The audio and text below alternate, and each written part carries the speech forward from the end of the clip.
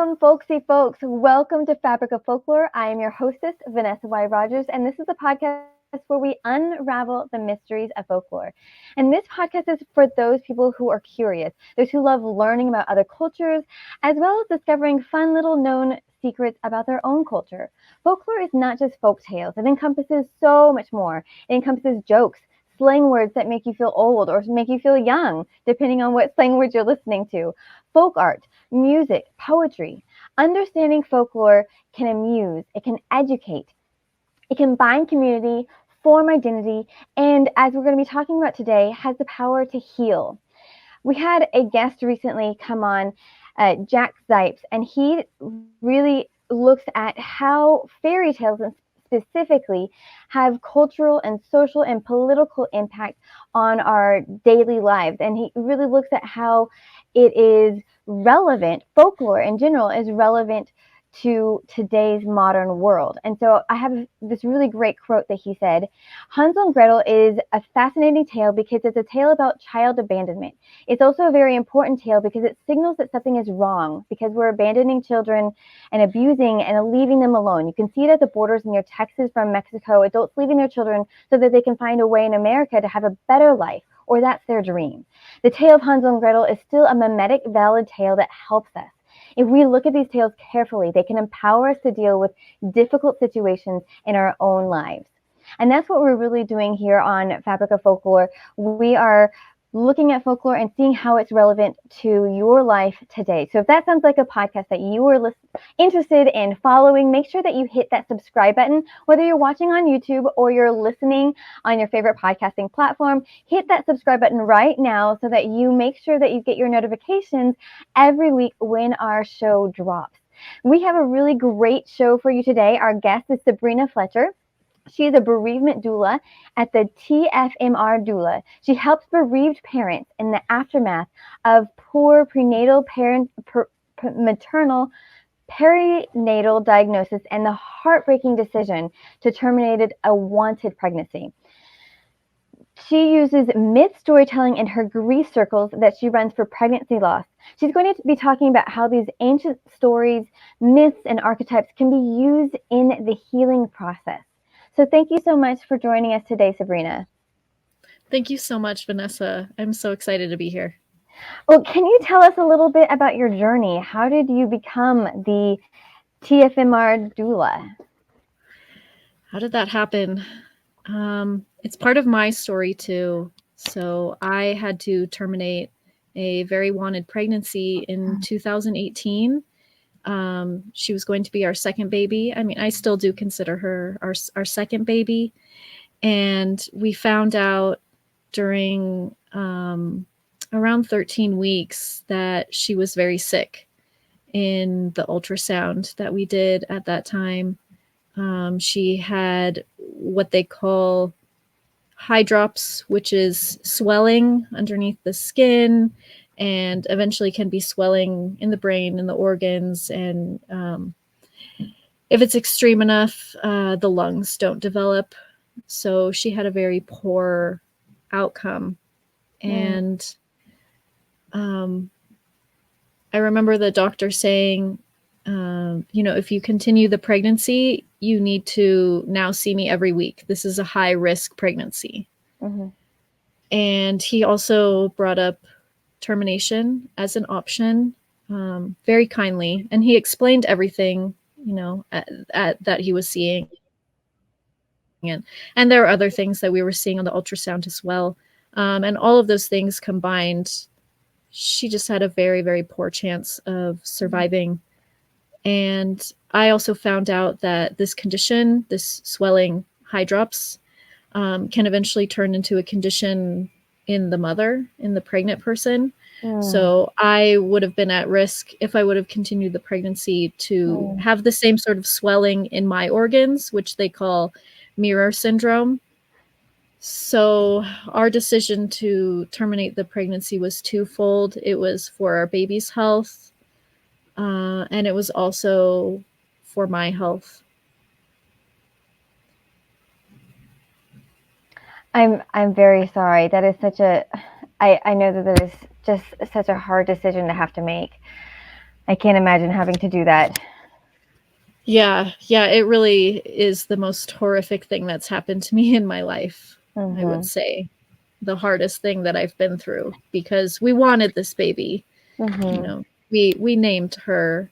Some people who are farther along in their pregnancies, when they find out something is, deathly wrong or something is wrong with them, they have cribs, they have a baby shower, they have, a baby shower set up. They have already set up their maternity leave with work. It's just so heartbreaking. Yeah. And so how did you end up becoming, were you already a doula before this happened? I wasn't, but I always had in mind that I wanted to. I thought, when my kids are a little bit bigger, then I think I want to go into being a doula and being with pregnant people and helping them through the birth or postpartum or even in pregnancy or childbirth classes or something like that. Something in that realm. I was interested in it. But as I was sitting in the clinic, because that's another part of my story that's very hard, is that I didn't lose my baby like on a maternity or gynecological ward. I lost my baby in an abortion clinic, and they really didn't know what to do with us. They really didn't know what to do with our grief and our expressions of emotion. I mean, we really were like a miscarriage or a stillbirth patient. That's how we should have been treated. And I say we, my husband was there with me, well, in the moments that they allowed him to be. So this all happened in an abortion clinic. And I remember sitting alone in pre-op, alone, and thinking, where is my doula? Where is the person who can be here by my side and say, I'm sorry for your loss, or be the like go between the nurses and me, do the emotional care. A doula is not they're not medical staff, but they're there, to bring you water or to check with the nurse or to call someone if you need help, or all the different arrangements with a bereavement doula. There are a lot of arrangements that we can also help with, funerals or getting ashes, things like that. And I remember being so alone and thinking, where is she? And also then sort of simultaneously realizing, oh, this is the type of doula that I would like to be, because I don't want people to feel so alone. Yeah, absolutely. And so did you end up finding any grief circles that were helpful for you? Or were they just incredibly learning, and then you took from them what you needed and moved towards something that was more helpful? Yeah, at the time in 2018, there were just a few online forums. There was a very helpful Facebook group that's still active, Ending a Wanted Pregnancy. I always recommend their group. I run a group now too, TFMR support circle. But I was looking for more. I was looking for places where I could actually interact live or virtually. And that's why I created these grief circles. I had joined some women's circles, I suppose. I guess they would be considered women's circles or like spiritual circles. And I liked the feeling of being in that space and hearing other people's stories, being able to share my story, just being held in the circle, just entering into circle space and feeling the ceremony and the ritual aspect. Perhaps we all, set an intention at the beginning of the circle, or in my circles, we all light our candles and we say a little something at the beginning of the circle, just creating that space when there's really no space, for grief and tough emotions and trauma processes that ask for time. They ask for time and space. And so that's what I went looking for, and I didn't find. And then I remember at the time, I think I just had Instagram. So I remember asking the community on Instagram, what should I focus on? Should I, really focus on more one-on-one services for all of you so that you can, come and see me as a doula one-on-one and really get that private support? Or do you all want groups? And it was like unanimous. There's groups.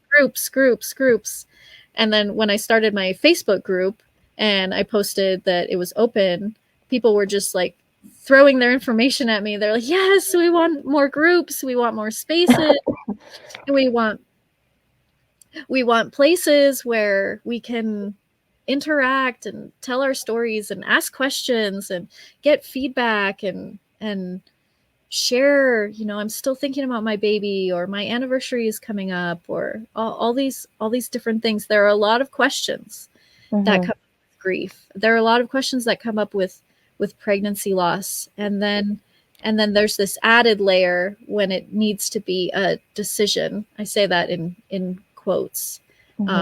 It's a medical decision. And yet it was never a decision of any of ours to lose a baby. That isn't the true decision. So what does the TFMR stand for? Can you? Yeah. Thanks for asking. It stands for termination for medical reasons. Okay. So there are a bunch of different terms that people use. This one seems to be the most commonly used currently. The terms could shift. They could change. Before, I think it was called therapeutic abortion. Some people even still use that term. Other people call it, there's a like termination of pregnancy for fetal anomaly.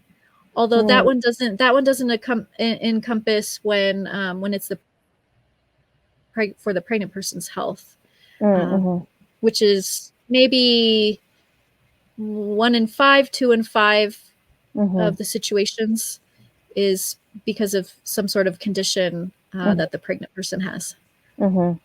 And so I think I had read that you didn't feel included in some grief circles for. Can you describe that a little bit about how they just weren't right fits? Yeah, so the abortion topic, it ebbs and flows in I don't know, current affairs discourse or whatever you want to call it, or the news, and there are cycles, and sometimes around election seasons it can get noisier and even more polarized and very negative. And in some pregnancy loss spaces, I've since left places like that, but they would say things like, no posts about abortion. And it's like, well, if I can't post about abortion, then I can't post about my pregnancy loss, because that is a big part of my pregnancy loss.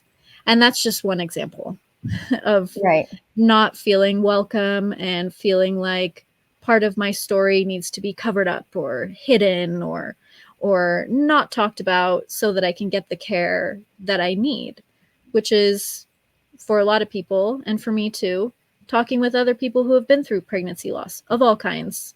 But I decided to focus specifically on TFMR, on termination for medical reasons, so that we would have this safe space to really go into the issues that come up with this type of pregnancy loss. And you were talking about questions. What kind of questions come up?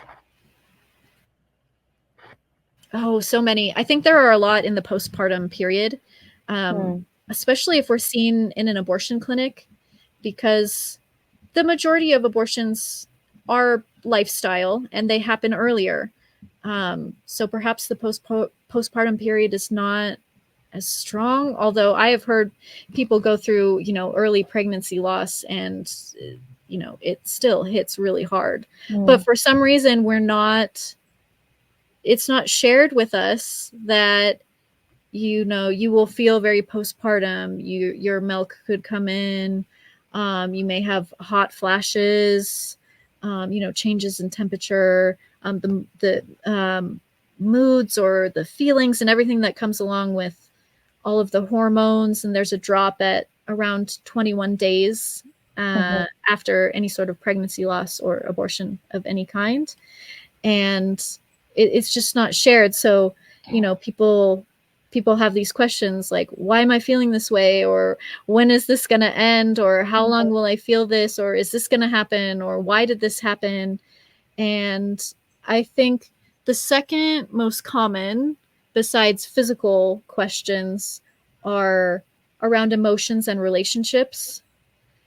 My sister-in-law says this or that, or my mother is saying, give her clothes away because you need to move on. And I don't know how to handle this situation. I don't know what to say to her. I don't know if I'm ready to give the clothes away. What should I do? So there are lots of questions like that, or between partners of any gender. My partner who wasn't carrying the baby, they're already back to work and they just dove into work and they don't want to talk about it and they don't even want me to name the baby. What should I do? So many questions. So many questions. And then there's the added benefit, of friends and family who, not benefit, but friends and family who are at a loss to what to say. And I'm assuming that they're, wanting to be helpful, but a lot of times their well-meaning comments and suggestions just come off as hurtful. Are there things that you suggest to, outside friends and family to how to respond? Yeah, it's a really tough situation, right? Because we've never been taught how to handle our own grief. So it's even harder to sit beside someone and know how to be there for them in their grief. I would say to someone who wants to show up for someone else who has lost a baby, for any reason, to follow their lead. So if they use the term baby, or if they use their baby's name, then use their baby's name as well. If they talk about an anniversary, try and remember that date and then check in on them on that date. If they bring up, how hard things are at work, try and mirror back, yeah, that sounds really hard. So really follow the person who is grieving. Follow their lead.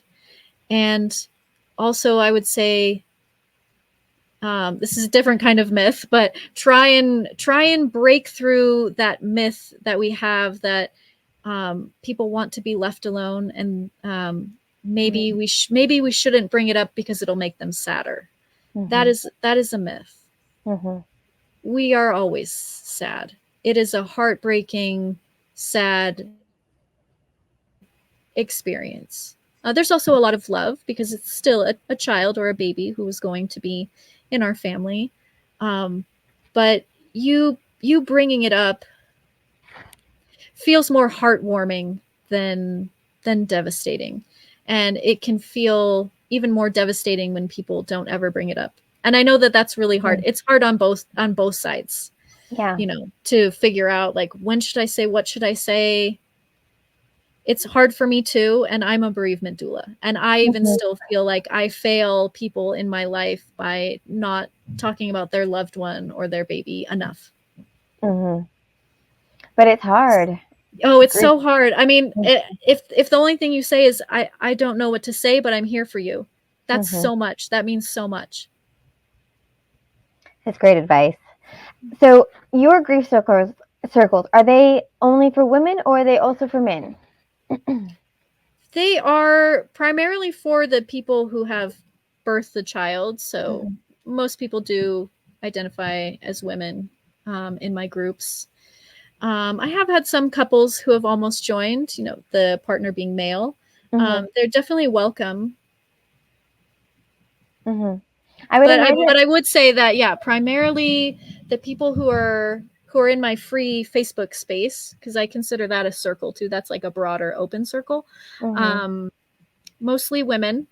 And in my smaller groups, in my grief circles, mostly women as well. It's really hard on the person who who births the baby and loses the baby. There's Yeah. this physical connection. And sometimes it's not seen by others around us, and that makes it even harder. It's this unseen, invisible grief. Right. And so isolating. Can you talk a little bit about some statistics around pregnancy loss and TFMR pregnancy loss? Because I know that it's a lot more common than is believed in, general society. Yeah, it really is.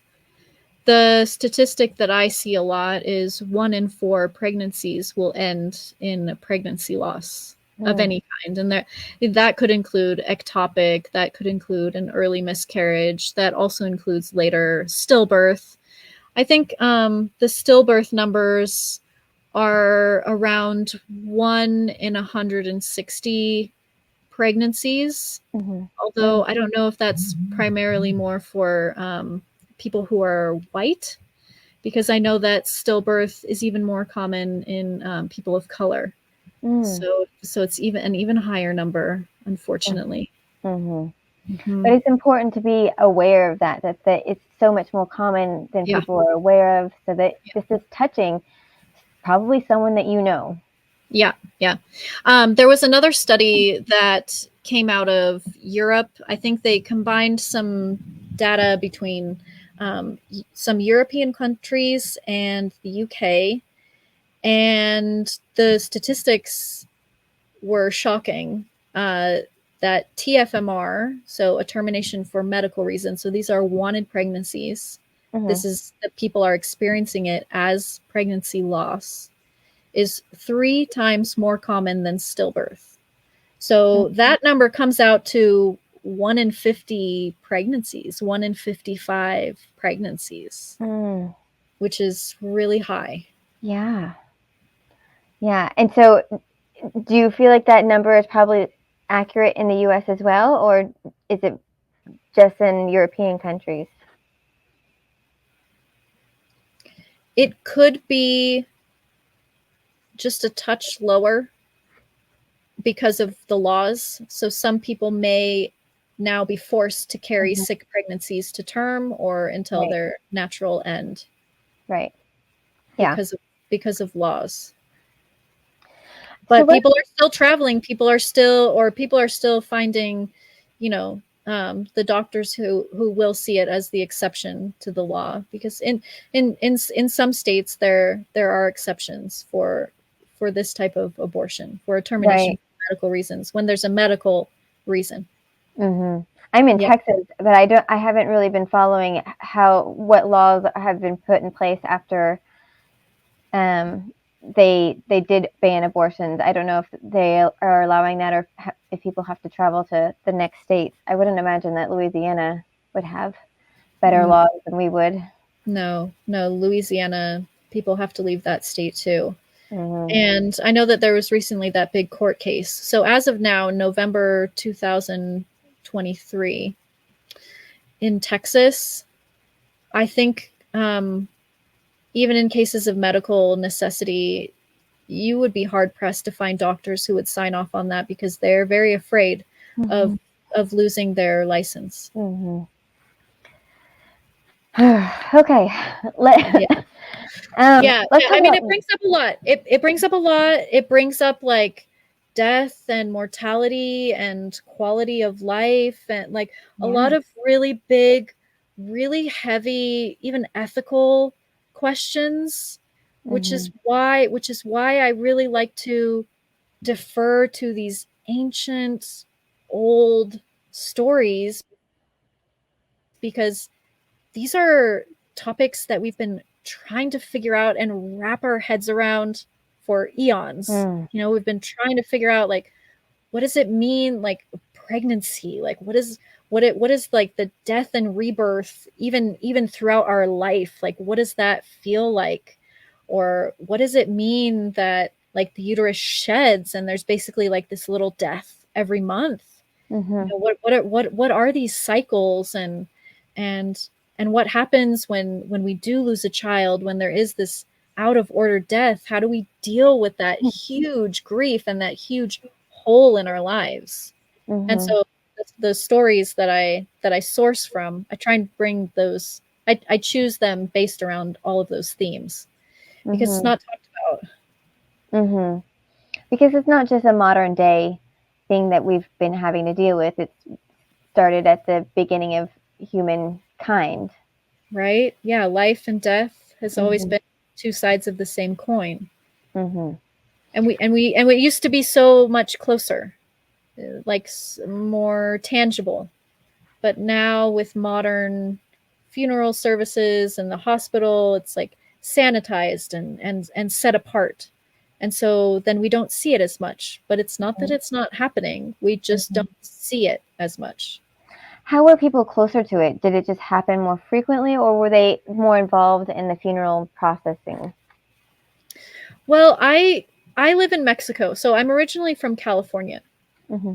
And here in Mexico, I think they're still more connected to the older death rites. So the person dies many times in their home.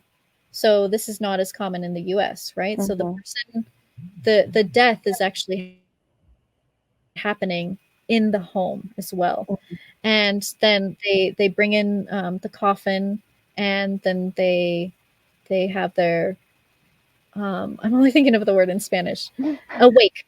They have the wake, right? So it for up to 3 days. So they're all there, and people come, and there's food that's served, and the person that has died is there. So it's closer. You see it. And here in the town that I live, um, then they carry the coffins to the graveyard, Mm-hmm. to the cemetery, and there's a procession, and traffic stops. There's reverence. They have music. They have live bands that follow, um, in the procession. So it's closer. You can see it. Mm-hmm. You can participate in it. You Mm-hmm. can have your grief seen. Mm-hmm. You see other people mourning. It's a public display, and I think we've gotten away from that. So it's gotten even more scary. Right. Because Yeah. it is scary. No one wants to think about their own death. You definitely don't want to think about your child dying. You don't want to think about, losing a baby. You don't want to think about having to make the decision to end your baby's life. Mm-hmm. No one wants to think about it. I mean, I remember when I went like searching back in some of the pregnancy books that I had. I had that one that's super common, like what to expect when you're expecting or whatever. Mm-hmm. There was like one paragraph in the whole entire tome, so it's like this big, and there Mm-hmm. was one paragraph about about prenatal testing. There was one paragraph about pregnancy loss, and like, oh, after the first trimester, it's just not that common, and that's it. That's Mm-hmm. it. I mean, this is a big part of pregnancy. Pregnancy Yeah. loss is a huge part of pregnancy and many, many, many, many, many people's fertility journeys and motherhood and parenthood journeys. One Mm-hmm. in four, could be up to 1 in 3. Now that we have, like at-home testing, Mm-hmm. pee on a stick, people can see, they're like 2 days pregnant, right? Mm-hmm. Yeah. Or 5 days pregnant, or 9 days Mm-hmm. pregnant. And then sometimes they lose those pregnancies. Mm-hmm. They can see the line getting less and less dark as the days go by if they do multiple tests. And Mm-hmm. that's, losing a baby as well, losing an embryo. Mm-hmm. So, I mean, it's here, but it's not here. It's Mm-hmm. all around us, and yet it's hidden. And people don't talk about it out in the open. No, it's not polite dinner conversation. So, talk to us about the rituals. What are the importance of rituals? You were kind of, talking about that, but can you explain a little bit more about why we should have rituals for things like grief? Especially for pregnancy loss, rituals can be so healing because it's an outward, visible expression of what we've been through that is so private and personal and intimate and inward. Um, some people have a D&C where the baby or the fetus is removed, or D&E. There are different names, or they also call it surgical termination. But then you don't see the baby, right? You don't see, like, this grief ritual that I was talking about. That is very common here in Mexico with the 3-day wake, and it's seen, it's there. There's a coffin, there's a burial. And with pregnancy loss, oftentimes there's no burial. Maybe some people get ashes, or maybe there's like a mass cremation that happens for all the baby's remains. And I think in some places they're getting better at ritualizing that. So there are some hospitals where they scatter the ashes in a garden, and they say this is our memorial garden. And maybe they have, one day a month where they do the ceremony, and they invite all the families who have lost a baby over the last month, or even an early pregnancy. And they say, come to this service, come to this memorial, come to this ritual. But sometimes there may not be a public ritual like that. So then it's really then on us to make private rituals, which can be as simple as maybe there's a color that you associate with your baby or with that pregnancy. Maybe most of the pregnancy happened in over fall, so you think about the color orange.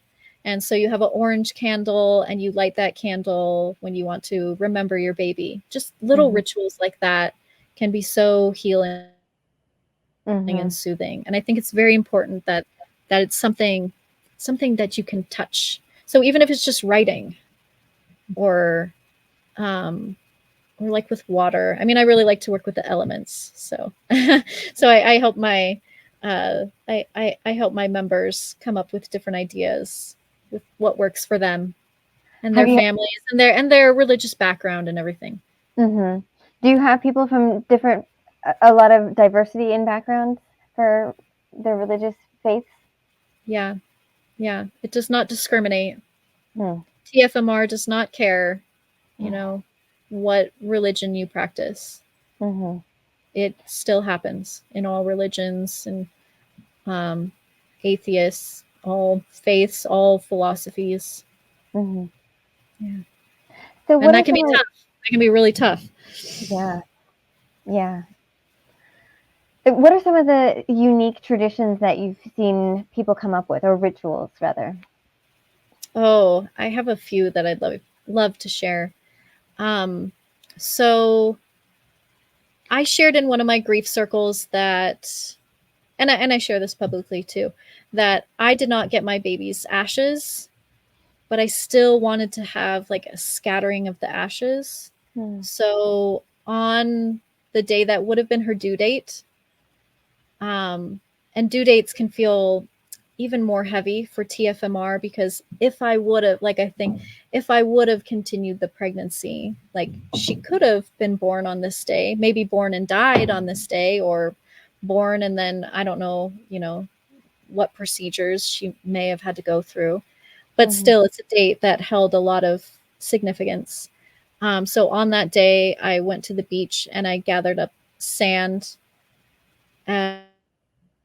as like a metaphor, a symbol to symbolize her ashes, and I scattered them into the sea. So I did a symbolic ashes scattering.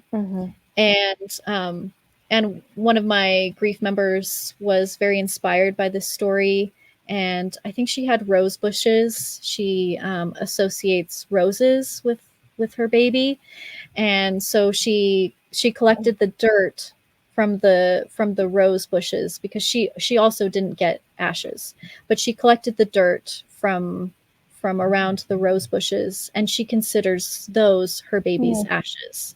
I don't know if she also scattered them or if maybe she keeps them as well.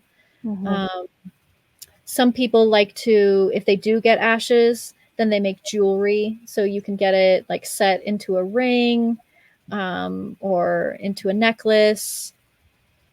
I have another grief circle member who also did not get ashes, but wanted to have some sort of, what she called it was like a proper burial. So she wrote her baby's names on pieces of paper, and when she went to a very beautiful place on vacation one time, she buried them in this spot that, you know, she thought was fitting for her babies. So sad, but also very touching. Because there's a lot of love, there's a lot of intention in these rituals. I love that.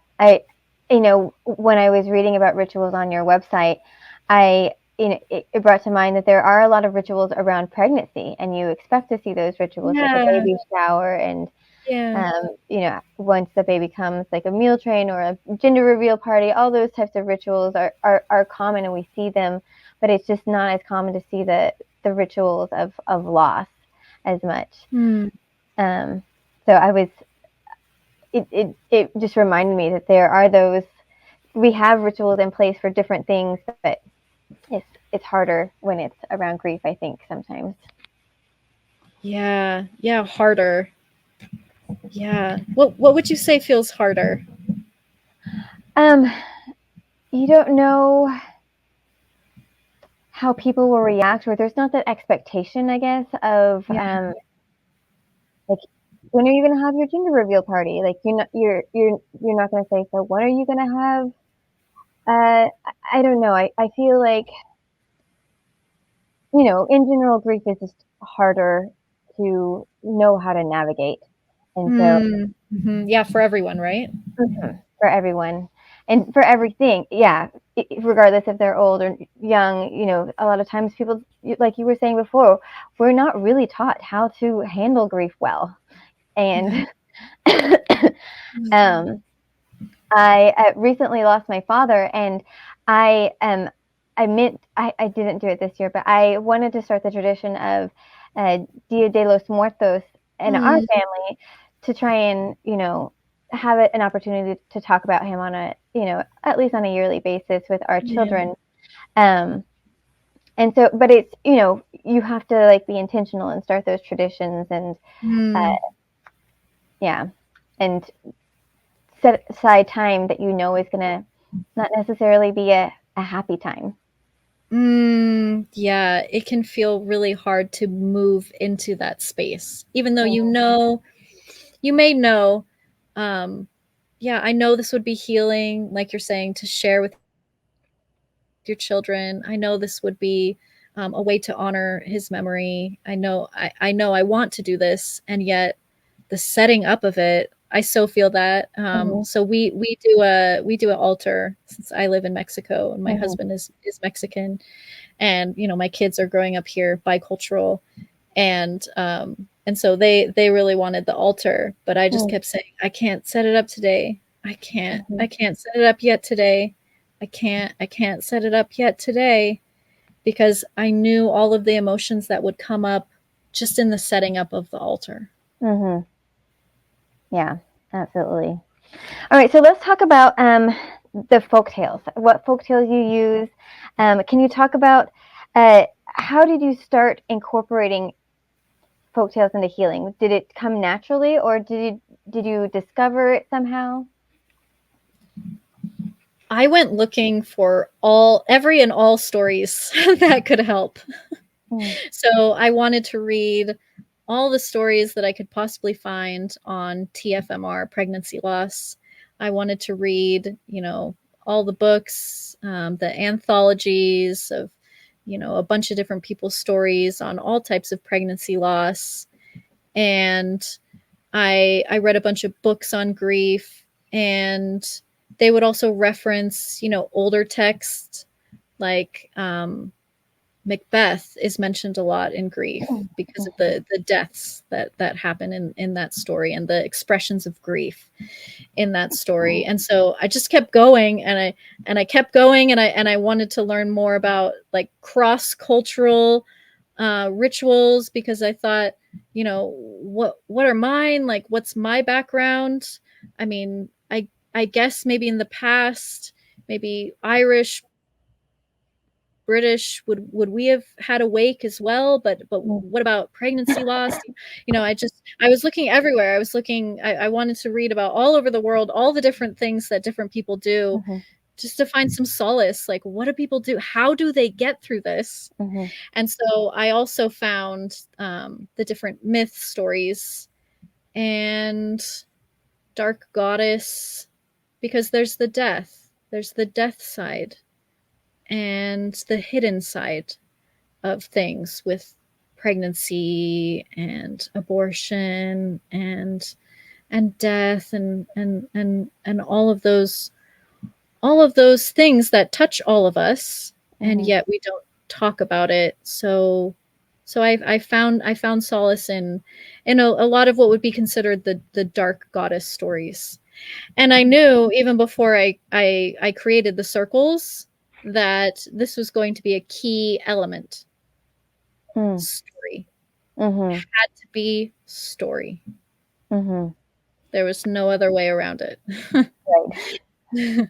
and in each grief circle, we build up to whatever the story that I'm going to tell that day is. So I tell the story towards the end of the circle. Okay, so can you walk us through how you use it? Like, how do you run these grief circles? What is your ritual in them? There are lots of rituals. Like I mentioned earlier, we start by lighting our candles, which brings, I know I keep using this word, but solace. It's a light in the darkness, in the grief. And there's nothing wrong with darkness. There's nothing wrong with grief. But we also do want to bring, a little bit of light to it. And then people share a couple sentences, like, I am a mother of 4, or I'm remembering my baby James today, whatever they want to say as they light their candle. And then we each share, we also do a meditation or mindfulness. So I bring in, I guess I would call it energy work and mindfulness healing. So, but it's already in the ritual space. It's already in the ceremonial space. It's already in the circle. So within the circle, we've opened up this space. And then these different practices happen within the circle. That I have agreements that I read. So that also helps to consecrate the space in a way. And then we each share individually whatever's going on. If we want to share about a big layer of grief that we've been working through, or something that's going on in a personal relationship, or maybe at work, or maybe there's something going on in the broader society that's bringing up an element of our grief. And I love how when we share, there's usually a thread of a couple different themes that are shared throughout the stories and or throughout the shares. And I make like journaling prompts for us to write from through what we're sharing that day.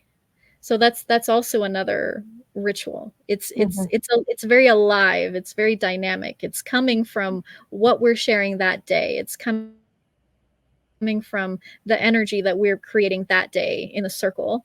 Of course, I have, various different topics that I do want to hit on throughout the programs, because the programs are about 3 months long. So there are certain topics that I do want to make sure, come out. But they can come out in different ways. They may come out in the candle lighting. They may come out in a little bit of art that we do later. They may come out in our personal shares. Maybe it comes out than in the myth or the archetypal story that I tell. But yeah, so we take a writing break, and then we write, and then we share from our writing. Or some people may like to draw, some people may like to do poetry, or some people may just need to take a break that day. It's all, everything is also optional. Suggested, but optional, which I think is important in grief. It's important in pregnancy loss. It's especially important when we've been through a TFMR where we had to make this choice that really wasn't our choice. We didn't want to, but there were things that like happened to our body. Or even if you're grieving, the loss of an adult, it's like, I didn't want that to happen. So I do want to make sure that I bring in autonomy and agency and choice into the circle. So everything is optional. Everything is just a suggestion. Follow your heart, do what feels good for you that day. So after we go through all of those activities, and we may do like one or two more, like some art or poetry or something like that. Then I share the myth of the day, and I go in a certain order. I want to take people through, I guess, the female archetypes of maiden, mother, and wild woman, or crone, or wise woman. Yeah. I want to bring them through. So I start with the stories of like the younger goddesses, or the younger archetypal people in the stories. I could share that one today. Yes, please do. I don't have time to share all of them, but I could share one. Yeah, go ahead. So this story is the reason that I call this grief circle, I call the grief circle ascend. So there's an ascent in this story. There is a descent as well, but there's also an ascent, because sometimes we get stuck in the underworld stories. We get stuck in the underworld part. Like, it's very, I don't know, tantalizing, right? Because we don't talk about it. So sometimes when we look at these underworld stories, a lot of people sort of like latch onto that part, like, oh, and then they were in the underworld, and then they were in this part. But in all of the underworld stories that I tell, they also come back up. So there's also an ascent, which is also hopeful for grief, because we don't want to stay in the underworld. Like, our loved one or our baby has passed on, but we can't stay in that deathland. We have to somehow find our way back up. We have to somehow find our way to ascend somehow. And so I named the program Ascend after this story. The story, it's a pretty common Greek myth with Persephone and Demeter, or Demeter. There, people pronounce her name differently. So there are two goddesses in the story, but they're really, different faces and different facets of what we each hold in ourselves. So the story, it starts with this mother-daughter pair, and Demeter is the goddess of the crops and abundance and harvest. So she's really like the backbone of the survival of societies, because if there's no food, then or if there's no water then to grow the crops, then the society collapses. So she's a pretty high up, goddess, and she controls and aids in the harvest and all of that. And she has a daughter. Her name is not Persephone yet at this point in the story. Her name is, I've seen it as Cora or Kore. So I've seen it as both. And Cora is that, and that name, it's really not even a name. Her name is just Maiden. Like, she's Maiden. She hasn't even made a name for herself yet, right? So she's Cora, and she's like the little goddess nymph of flowers, and so she's like the flower blossom nymph maiden, and I suppose. And so she's, living in this forever eternal spring, and just like la la la in the flowers. And there are two ways that this story is told. But I like the version where Kore has agency, where she does make a decision. And I think this is important for anyone who's been through TFMR, because we did have to make a decision. And so at one point, Kore, I imagine her as getting bored with this forever spring. Like, it's just spring. This is all there is to life. It's just spring. It's just little flowers. It's just little butterflies and rainbows. Like, always? Really? Like, I imagine her saying, like, really, Mom? This is all I ever get to see?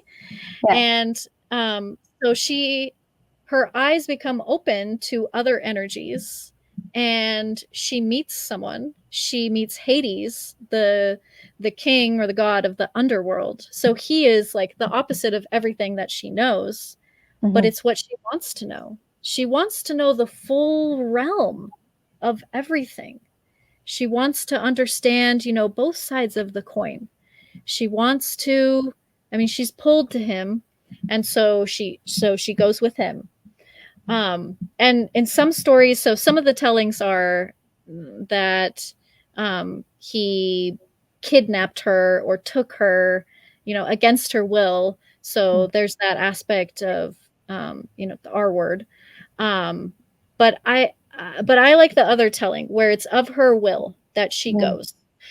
But either way, whether she was raptured or whether she decided to go, taken against her will or decided to go, Demeter finds out that she's gone, and she is distraught. She's lost her child. She is now embodying the grieving mother. And I love how this is shown in the story. At this point in the story, she turns the world into a forever winter. So it's this frozen tundra. She says, if this is going to happen, if I have to lose my child, all of you are going to feel my grief. All of you are going to feel the depth of my sorrow. Everyone on this planet is going to feel how this is the winter of my soul. Everyone. And so the other gods and perhaps even the humans, they're like, oh my gosh, we have to figure out how to get out of this big problem. Like, this is a big problem. Because where are crops going to come from? Where's the harvest? What happened to all the flowers? What happened to what's going on? We got to fix this. And Demeter herself, she wants to fix it too, but she wants to fix it by getting her daughter back. Which, of course, as mortals, we don't have that option. We don't have the option of getting our children back. But these are the gods and goddesses and these like archetypal energy stories. So Demeter, I don't know if the other gods come to her and they're like, cut it out. We got to figure out how to get you out of this funk, right? Or I don't know if she's also going to them and saying, how can I fix this? How can I get her back?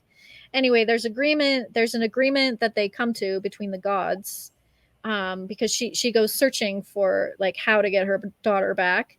And one of the other gods says, well, the thing is, if she has partaken, so if she has like taken in, which this also, we see this in the Judeo-Christian Eve taking in the fruit of knowledge, right? So there's that what would we call that? Like it's the same similarity. That's not the word I'm looking for, but yeah. So there's a similarity between all of these underworld stories. But so this god says you can have your daughter back if she hasn't partaken of the underworld, if she hasn't like eaten of the underworld. And Demeter says, okay, so yeah, let's do that. But right at that moment, like right in that story, Cora, who is no longer Cora, she is now Persephone. She also finds out that her mother is trying to like make this arrangement. And she says, no, I don't want to leave this place. I don't want to leave this man who's now my husband. I don't want to leave. In some versions of the story, she's also now pregnant. She has definitely partaken of the underworld. So in that moment, she she takes in, some people say 6, some stories say 8. I like to go with 6 pomegranate seeds. If you open up a pomegranate, I mean, even the symbolism in the pomegranate, you open up a pomegranate, there's no other fruit, you know, on this planet that has more juicy abundance of seeds. It's, you know, it's definitely a representation of, you know, fertile, abundant ovaries. So there's a lot of fertile, you know, there's these fertility symbols in this. And really what it is Persephone is awakening to mother. So she's moving from maiden to mother, but there's also loss. There's also, you know, moving away from your family of origin. There's also, you know, loss for the mother, like losing her daughter. And there's also choices, you know, do I choose to learn more, but then I have to leave behind everything I knew?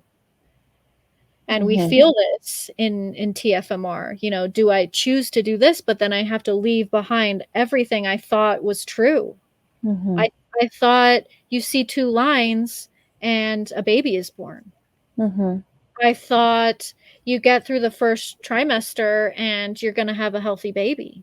No, we get to the anatomy scan. Some people at 20, 24 weeks find out something is really wrong and they have to make this choice. And then we're thrown into the underworld, just like Persephone, but we also choose it. So it's very complicated.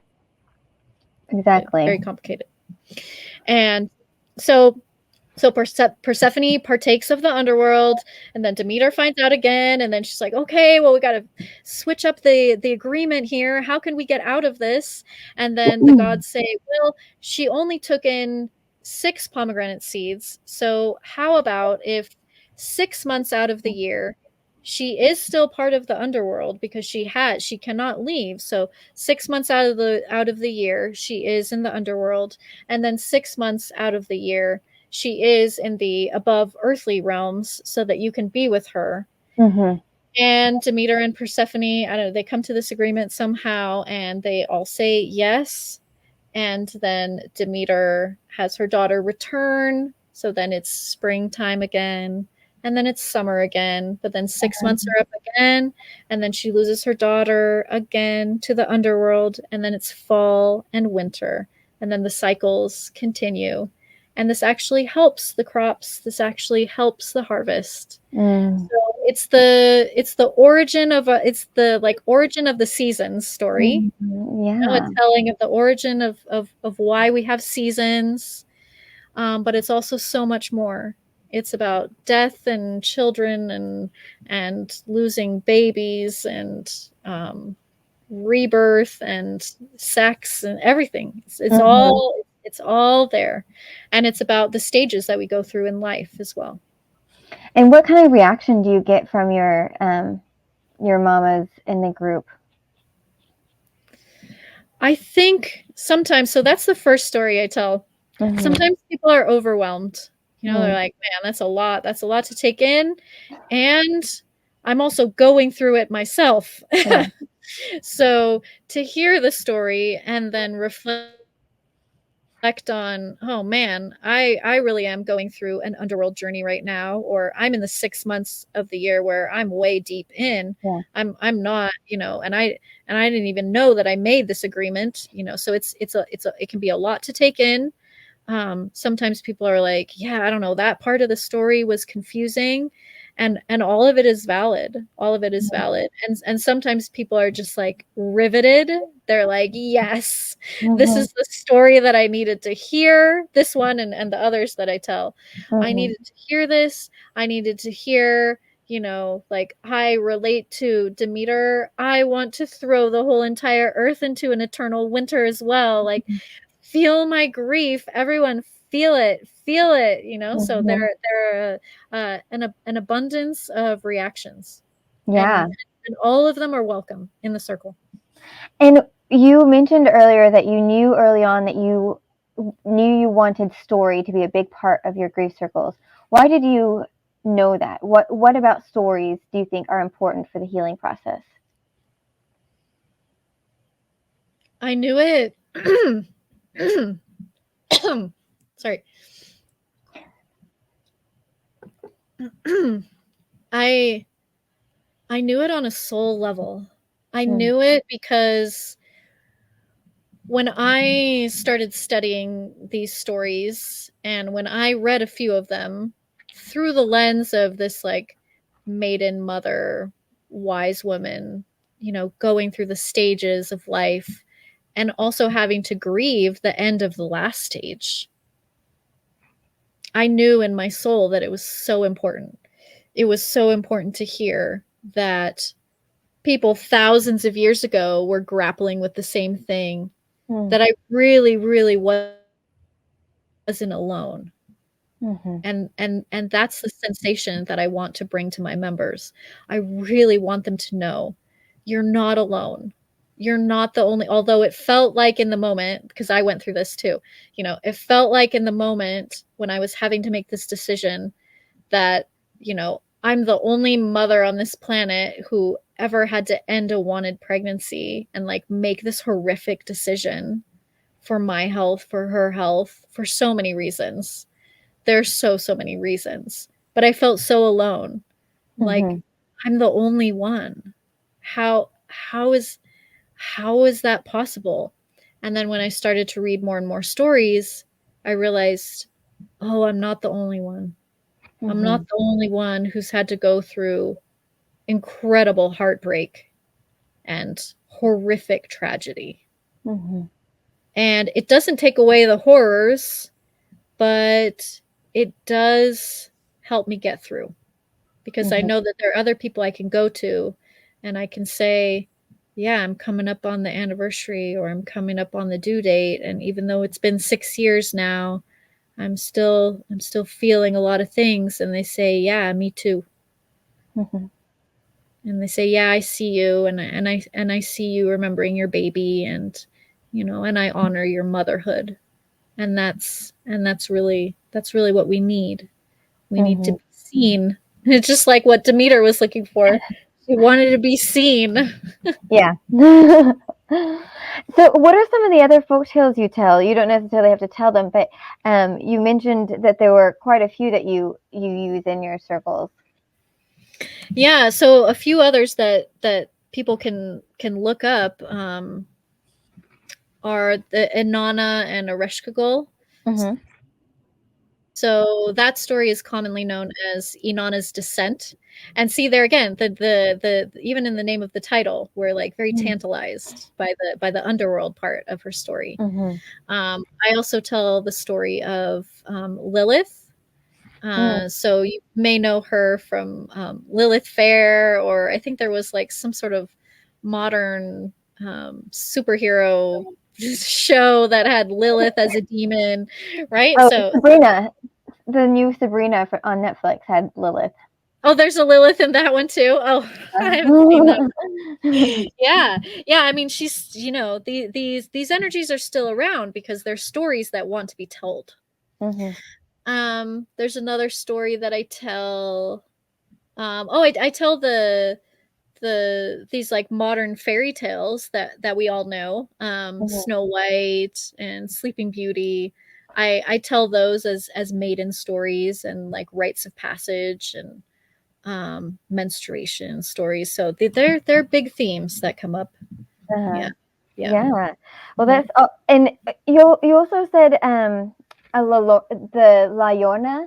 Is that right? Yeah. So that's one of the last stories that I tell in the circles, because that's now moving into the wise woman. So Siwa Coatl is the name of the old, I don't know if we could call her a goddess, but like archetypal, goddess energy.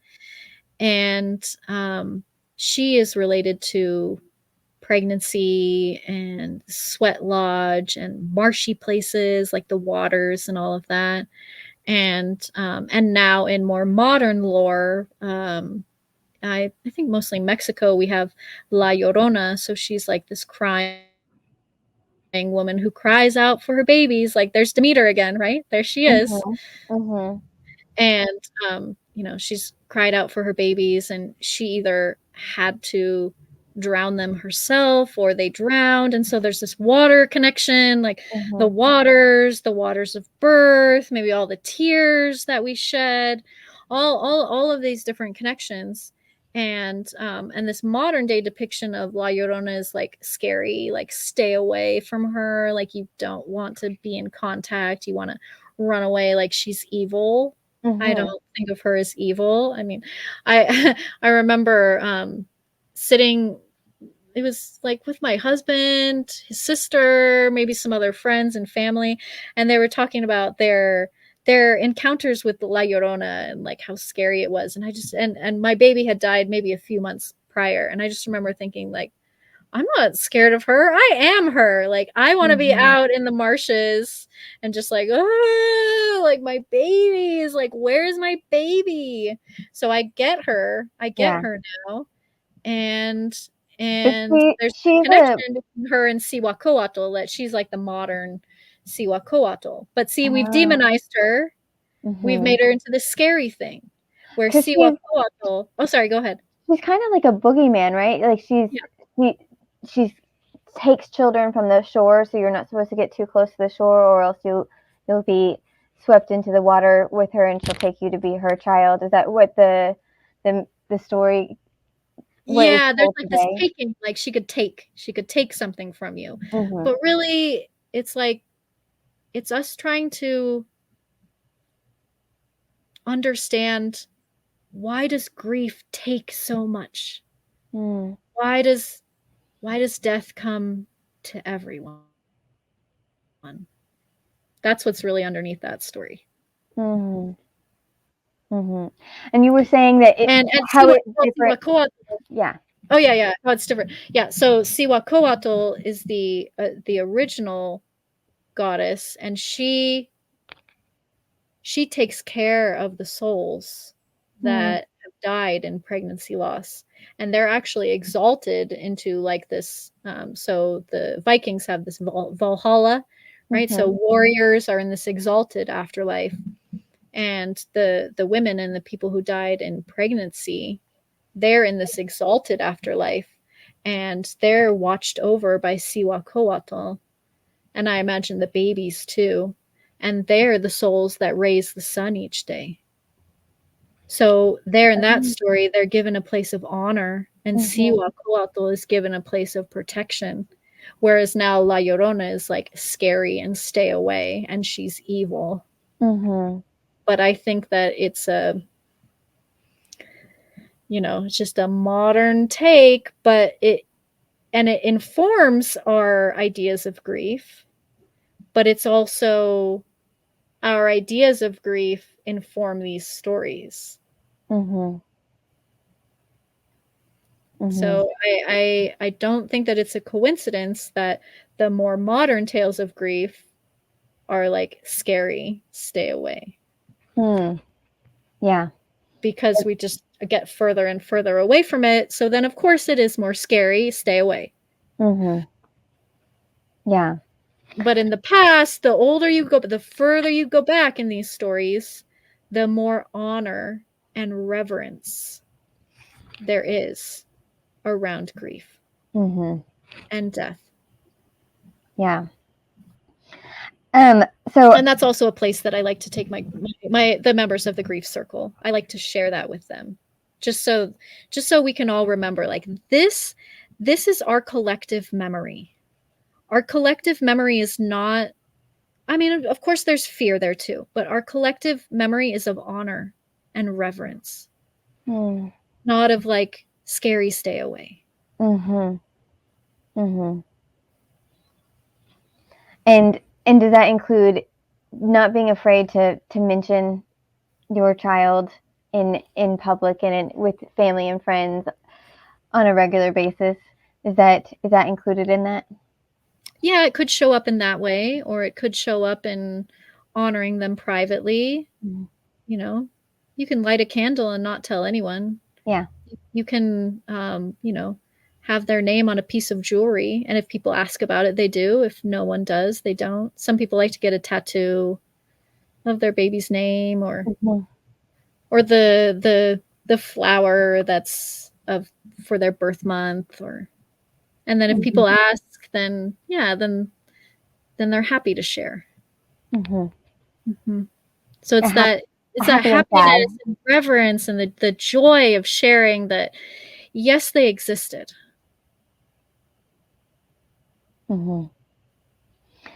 So when I was doing research, I came across, I was trying to just, find some folktales that were related to healing and grief. And I came across this one that was from Germany, and I didn't like it. And so it's called The Sad Little Angel. It goes, once upon a time, there was a mother whose only child died. She cried for it increasingly. Once she was out in the field and crying again, suddenly she saw an entire band of lovely angels flying above her, all of them young and beautiful, all of them happy and cheerful. Then the mother thought, oh, if only my child were such a little angel. And she looked to see if she could not find her child in the band, but she could not see it. Then from behind there came a little angel. It was very sad and carrying a heavy black jug in its little hands. It was the child's mother. The mother asked, why, child, are you not happy with the little angels? Mother, it said, as long as you are crying, I must collect your tears and cannot be happy like the others. And from that hour forth, the mother cried no more. And so I came across this, and I just felt like it was, I mean, for me, if I was in this situation, I feel like it would just be filled with guilt. Like, you need to just stop and get over it. Like, that was how I read it.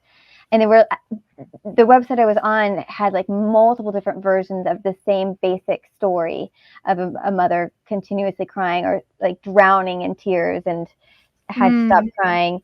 But I was just curious if there were stories out there that you felt like weren't healthy or unhelpful, or is it just personal? Yeah. I think that's a really good question because everyone's experience of grief is so unique and different. So some stories may resonate with some people and others may not. And in the stories that I tell, I do like to bring in the validation of the tears and the grief and the tough feelings. But there are also in all the stories there's also the ascending part. So we go down, but we also come up. So some people may relate to this little angel story, being hopeful for a day when they're not crying all the time. And being hopeful for a day where they can live in the love and the joy of their baby or their child's memory, and not just the grief. The grief will always be there. It's always there. It's part of it. It's part of the story. But just like all of the stories that I tell, the underworld part is part of it, but it's not the whole story. Yeah. But also this could be a more modern, like angel, right? That's a Judeo-Christian term. So in our more modern fairy tales and our more modern stories, we're getting further and further away from the ancient ideas of reverence for grief and honor for the hardship. Yeah, absolutely. Oh man, the sun is like right in my face. Usually it's perfect, but like right now it's kind of splotchy. So we've covered a lot. Is there anything that we've missed, or that you feel like you want to mention? I would just like to say again that this path, when we have to make this choice to end a wanted pregnancy, or even if you're grieving a pregnancy that you didn't have to make this choice, it feels so very isolating, so very lonely. And I want to say it is a solitary journey, but you don't have to do it alone. And I know that the burden is on us as the grieving person to find the right community for us. And that can be very hard. And maybe that is part of your underworld journey, is not having found your community yet, or still looking, or maybe you're in a couple spaces, or you may end up creating your own, like I did. But just to keep going, to keep looking for the people who are holding up those lights that are further down on the journey, and say, like, yes, I crawled out of the underworld, through my blood, sweat, and tears, like dirt under my fingernails, like face wrecked with tears. But I crawled out of there, and I see you crawling, and I see you down in there, and I'm here, and I know you can crawl out of there too. Those are lovely words. And we will definitely be putting all of your links on our website, which is www.fabricoffolklore.com. We'll put a link to your TFMR doula page, and also we'll have a link to your ritual page, and the one where you can sign up if you are interested in signing up for one of Sabrina's grief circles that happen every 3 months. Is that right? Yeah, quarterly. Okay. I start up a couple new groups. Yeah. And so we'll put those links up on our website. And do you want to say it out loud for the listeners, just so they can look it up if they want? Yeah, sure. You can find all of my links at the TFMRdoula.com, or you can just search for me, the TFMR doula, and all of those links will come up. I have them almost all on my homepage, so you can find the link to join the grief circles, or find the link to come and join us in the Facebook group, or you could get on my email list, and I send out emails with encouragement and hope, and different ideas for how to get through this. Well, thank you so much for joining us, Sabrina, and talking about such an important topic today. Thank you so much, Vanessa. And thank you, folksy folks, for joining us on this journey. Like I said before, the links will be on our fabricoffolklore.com page. What did you take away from the show? Do you feel that folktales help you in your own life through what you're going through? We encourage you to continue that conversation. Either if you're watching on YouTube, you can make comments down below, or you can join our Facebook community page, where we continue having conversations about the podcast that we've aired that week. We want to hear from you. It's so wonderful when we hear from the audience about their reactions. So I really enjoy hearing from you. So please reach out for us. If you're enjoying the show, please consider rating and reviewing the show. If you're watching on, or if you're listening on Apple or Spotify, you can rate us and give us reviews. That helps new people find our show.